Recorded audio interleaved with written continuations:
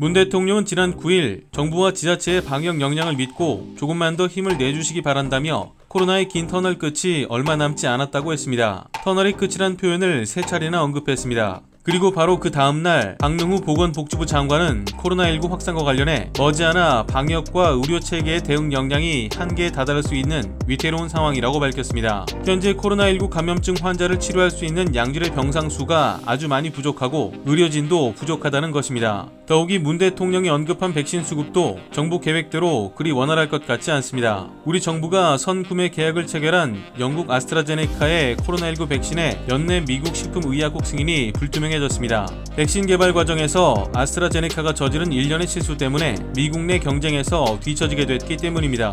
뉴욕타임스는 이와 관련해 8일 아스트라제네카 백신은 미국 내 3단계 임상시험 결과를 얻는 내년 1월까지 FDA 승인을 받지 못할 것으로 보인다고 보도했습니다. 그 중에서도 가장 이해하기 힘든 부분은 현재 병상 수가 부족하다는 것입니다.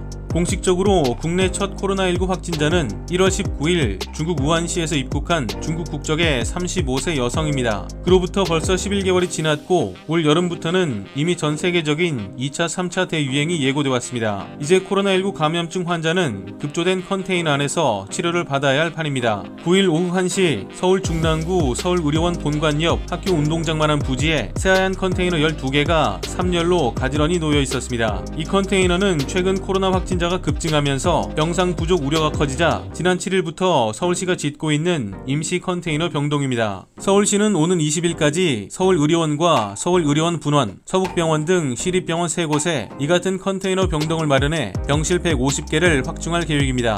그나마 앞으로는 컨테이너 안이라도 제때 치료받을 수 있으면 다행일 수 있습니다. 8일 기준 전국에 입원 가능한 중환자 병상은 43개로 2주 전 110개의 절반도 안 되는 수준입니다. 확진 판정을 받고도 하루 이상 집에서 대기하는 확진자가 8일에만 서울에서 125명이었습니다. 방역당국은 9일 서울에서 50대와 70대가 사후 확진되었다고 발표했습니다. 죽고 나서야 사인이 코로나 때문이었다는 것을 안 것입니다. 의료진 부족 문제는 더욱 심각합니다. 국립중앙의료원은 지난 10월 중환자 병상 30개를 추가 확보했다고 홍보했지만 의료진이 부족해 이달 들어서야 병상 가동에 들어갔습니다. 정부는 코로나 사태 속에서 중환자 간호 인력을 400명 더 양성하겠다고 했지만 지난달까지 62명만 교육을 수료한 상태입니다. 의료진의 번아웃 현상은 일상화됐습니다. 11월 들어 코로나가 전국적으로 유행하면서 의료진 피로도가 가중되고 있기 때문입니다. 엄중식 가천대 길병원 감염내과 교수는 병원 의료진 모두 지쳐 말할 기운도 없는 좀비 상태라며 힘들지라고 말을 걸면 바로 눈물이 터지는 간호사도 많다고 했습니다.